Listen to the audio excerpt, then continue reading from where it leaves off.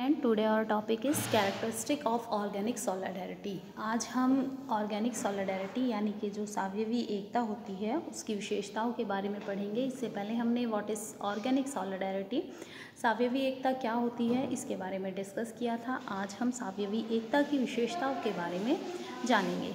According to Durkheim following characteristic of organic solidarity, जैसे कि हमें पता है कि जो सोशल सॉलिडारिटी है ये कंसेप्ट बाय इमाल दुर्खिम हमें दिया गया है। इमाल दुर्खिम ने सामाजिक एकता सुदृढ़ता का जो कंसेप्ट है वो दिया है। इसी के टाइप्स हमने जो हमारे ऑर्गेनिक सॉलिडारिटी और मैकेनिक सॉलिडारिटी है इसके बारे में पढ़ रहे हैं। मैकेनिक सॉलिडारिटी हमारा हो चुका है, आज ऑर्गेनिक सॉलिडारिटी भी हमारा हो गया। इसकी कैरेक्टरिस्टिक्स के बारे में हम देखेंगे। तो इमाल दुर्खिम ने ऑर्गेनिक सॉलिडारिटी जो सावयवी एकता होती है यानी कि सुदृढ़ता भी जिसे हम कहते हैं, इसकी विशेषताओं के बारे में बताया है कि निम्नलिखित इसकी विशेषताएं कौन सी हो सकती हैं। फर्स्ट है यहाँ पे कॉम्प्लेक्स प्रोसेस ऑफ डिस्क्रिमिनेशन। जो डिस्क्रिमिनेशन है, विभेदीकरण है की जटिल प्रक्रिया। That means first characteristic of organic solidarity is complex process of discrimination, विभेदीकरण की जटिल प्रक्रिया। जो डिस्क्रिमिनेशन होता है, विभेदीकरण होता है, it is a complex process, ये एक जटिल प्रक्रिया है। जब हम यांत्रिक समाज की जनसंख्या के घनत्व तथा नैतिक घनत्व में वृद्धि होती जाती है, यांत्रिक की जो मैकेनिक सोसाइटी है उसकी जो पॉपुलेशन है उसका जो घनत्व है और उसका जो नैतिक घनत्व है, ठीक है, उसका density of population and density of morality, उसमें जब इंक्रीजमेंट होता है, उसमें वृद्धि होती है, तो वह सावयवी समाज की ओर अग्रसर होता है। जो हमने मैकेनिकल सॉलिडारिटी के बारे में पढ़ा था, यांत्रिक एकता के बारे में पढ़ा था, उसमें हमें यांत्रिक एकता में जो यांत्रिक समाज है, मैकेनिकल सोसाइटी है, यांत्रिक समाज है, उसमें जो डेंसिटी ऑफ पॉपुलेशन है, जनसंख्या का घनत्व है, नैतिक घनत्व है, मॉरलिटी डेंसिटी है, उसमें जब वृद्धि होती जाती है यानी कि जब समाज में दो चीज़ें बढ़ रही हैं, जो मैकेनिकल सोसाइटी है तो वो चेंज हो रहा है किसमें, ऑर्गेनिक सॉलिडारिटी में, वो सावयवी एकता में, ठीक है, सावयवी समाज की ओर बदल रहा है। यानी कि जो मैकेनिकल सोसाइटी है, यांत्रिक समाज है, वो सावयवी समाज में परिवर्तित हो जाता है, तब इन दो चीज़ों में वहाँ वृद्धि होती है। सावयवी समाज की आवश्यकता भी बढ़ जाती है।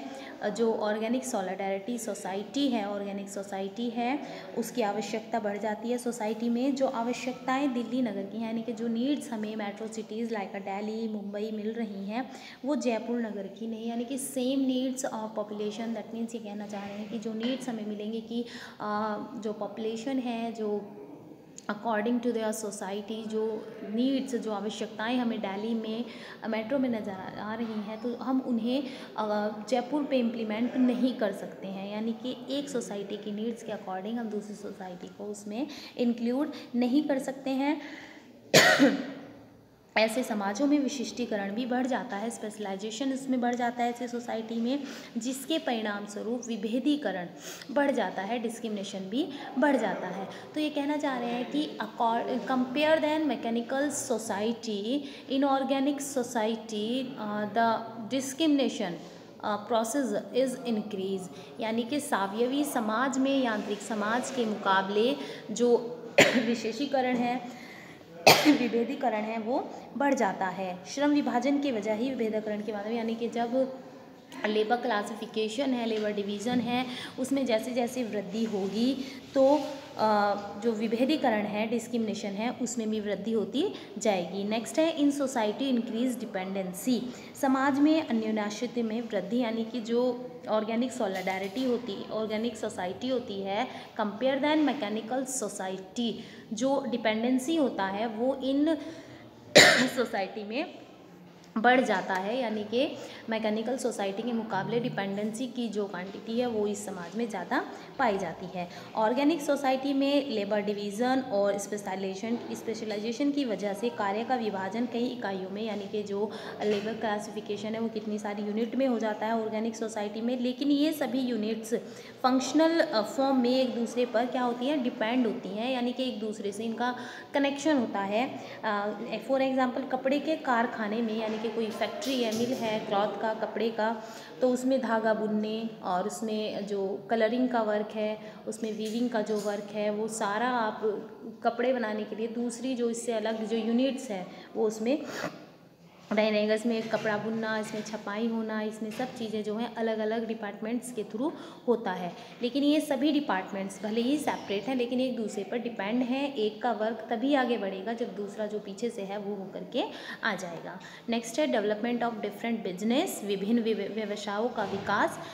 जो ऑर्गेनिक सोसाइटी है इसमें अलग अलग जो बिजनेस हैं, व्यापार हैं, उनको विकास का जो है एटमॉस्फेयर मिलता है, एनवायरनमेंट मिलता है। यानी कि जो ऑर्गेनिक सोसाइटी होती है कंपेयर दैन मैकेनिकल सोसाइटी, इसमें न्यू बिजनेस के लिए ज़्यादा अपॉर्चुनिटीज़ यहाँ पे होती हैं। ऑर्गेनिक सोसाइटी में सोशल डिस्क्रिमिनेशन की वजह से डिफरेंट प्रकार के जो बिजनेस हैं वो जन्म लेते हैं, यानी कि उनकी ज़रूरत होती है, डेवलप होती हैं। और ऐसी सोसाइटीज़ में जो पॉपुलेशन है उसकी मैक्सिमम नीड्स की वजह से, उसमें डिफरेंसेस की वजह से कितनी सारी न्यू जो बिजनेस हैं उनके लिए अपॉर्चुनिटीज़, उनके लिए एटमॉस्फेयर मिल जाता है जिससे कि लोगों की जो आवश्यकताएं हैं, नीड्स हैं वो पूरी हो सकें। तो ऑर्गेनिक सोसाइटी में जो पॉपुलेशन के डिफरेंशंस हैं, वेरिएशंस हैं, इनकी वजह से सोसाइटी में इनकी नीड्स की वजह से, डिफरेंट वेरिएशंस की वजह से जो न्यू बिजनेस हैं उनको अपॉर्चुनिटीज़, उनका एटमॉस्फेयर मिलता है। नेक्स्ट है रेस्ट्रिक्टिव लॉ। फोर्थ हमारा प्रतिकारी कानून। प्रतिकारी कानून ये रेस्ट्रिक्टिव और रेप्रेसिव लॉ के बारे में हमने पढ़ा था इससे पहले जब सोशल सॉलिडारिटी के बारे में हम पढ़ रहे थे। तो ऑर्गेनिक सोसाइटी में जो लॉ होते हैं मेनली वो कौन सी टाइप के होते हैं, वो रेस्ट्रिक्टिव लॉ इसमें देखने को मिलते हैं। और जो रेस्ट्रिक्टिव लॉ होते हैं इनका जो मेन एम होता है वो दंड देना ना, यानी कि वो पनिशमेंट ना हो करके नागरिकों को सामान्य जीवन में, यानी कि उसे कॉमन लाइफ में, नॉर्मल लाइफ में दोबारा से उसे रीएस्टेब्लिश करने में, उसे हेल्प करने में उसकी वो आगे उसमें बढ़ावा देता है। नेक्स्ट है इकोनॉमिक ऑर्गेनाइजेशन, आर्थिक संगठन। जब मैकेनिकल सोसाइटी में हम देखते हैं कि जो एक भरण पोषण वाली अर्थव्यवस्था इकोनॉमिक पाई जाती है, यानी कि उसमें जो मैकेनिकल सोसाइटी होती है उसमें ज़्यादातर जो पॉपुलेशन होती है उनका मेन जो मकसद होता है, एम होता है, मुख्य मकसद क्या होता है कि भरण पोषण करना है, कि हम जीवन हमारी जो बेसिक नीड्स हैं उनकी पूर्ति हो जाए। लेकिन ऑर्गेनिक सोसाइटी में ये चीज़ बदल जाती है और यहाँ पे बचत वाली अर्थव्यवस्था, सेविंग वाली जो इकोनॉमी है उसे फॉलो किया जाता है। इस प्रकार की सोसाइटीज़ में जो पर्सनल इम्पोर्टेंस होती है व्यक्ति की, उसका महत्व बढ़ जाने की वजह से पर्सनल प्रॉपर्टी की इम्पोर्टेंस उसके साथ साथ बढ़ जाती है। और इस तरह की सोसाइटीज़ में जो बेसिकली है ओपन इकोनॉमी को ज़्यादा इम्पोर्टेंस दी जाती है। हेरिडिटी बिजनेस के बजाय इस तरह की सोसाइटीज़ में जो एक पॉपुलेशन होती है वो अपने इंटरेस्ट के अकॉर्डिंग, अपनी नीड के अकॉर्डिंग न्यू बिजनेस स्टार्ट करने में ज़्यादा माहौल देती है। तो इस तरह जो आर्थिक संगठन है ऑर्गेनिक सोसाइटी में कंपेयर दैन मैकेनिकल सोसाइटी, उसके मुकाबले वो उसमें डिफरेंट होता है। नेक्स्ट हमारा आएगा पॉलिटिकल मैनेजमेंट, राजनीतिक व्यवस्था। ऑर्गेनिक सोसाइटी में पॉलिटिकल जो फंक्शंस होते हैं उनमें स्पेशलाइजेशन पाया जाता है। और जो स्टेट है, नेशन है उसके तीन इसमें पर्टिकुलरली ऑर्गन्स, तीन पार्ट्स होते हैं इसमें, व्यवस्थापिका, कार्यपालिका और न्यायपालिका। तो इसमें हमारा जो है इसमें 3 पार्ट्स इसमें बताए हैं। इसमें हमारा ये तीनों जो हैं डिफरेंट अपना फंक्शन करते हैं। और जो बेसिकली रूलर्स हैं वो हेरिडिटी बेस ना होकर वो डेमोक्रेसी फॉर्म में हमें देखने को मिलता है।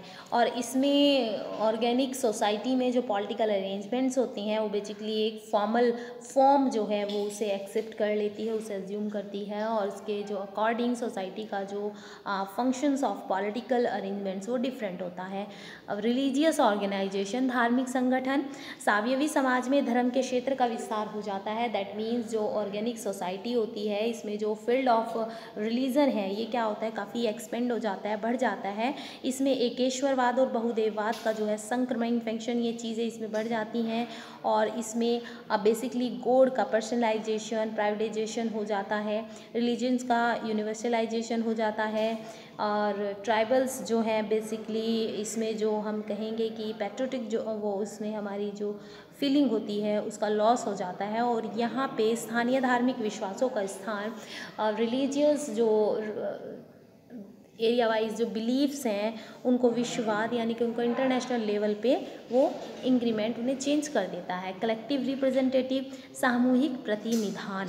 सावयवी समाज में, ऑर्गेनिक सोसाइटीज़ में जो पॉइंट ऑफ व्यूज़ हैं, थिंकिंग है, इमोशंस हैं लोगों के, यहाँ के वहाँ के जनरेशन के जो कल्चर्स हैं और रिचुअल्स हैं, कस्टम्स हैं, वो सारी चीज़ें क्या होती हैं उनमें ग्रुप यानी कि कलेक्टिव रिप्रेजेंटिव उन्हें किया जाता है। इसमें कोई पर्सनली इसमें उसे रिप्रेजेंट नहीं करेगा, उसमें कलेक्टिव वे में इन्हें रिप्रेजेंट किया जाता है। और कलेक्टिव रिप्रेजेंटेटिव की वजह से ऑर्गेनिक सोसाइटी की जो कल्चर होती है, जिसे बेसिकली उन्होंने इसमें एक तरह से कंबाइंड फॉर्म में फेम किया है, इसी के थ्रू जो पब्लिक ओपिनियंस होता है उनका रिप्रेजेंटेटिव होता है। और यहाँ पे मैकेनिकल सोसाइटी में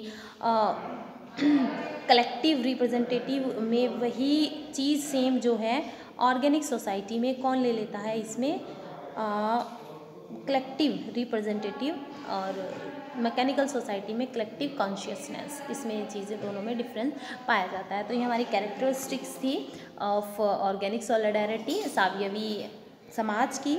इसके बाद हम मैकेनिकल एंड ऑर्गेनिक सॉलिडारिटी के बारे में पढ़ेंगे। मैकेनिकल एंड ऑर्गेनिक सॉलिडारिटी, इनका कंपैरिजन हमें देखा जाएगा, इनमें सिमिलैरिटीज़, इनमें डिफरेंशियल्स, इन दोनों चीज़ों को हम डिस्कस करेंगे। Okay students.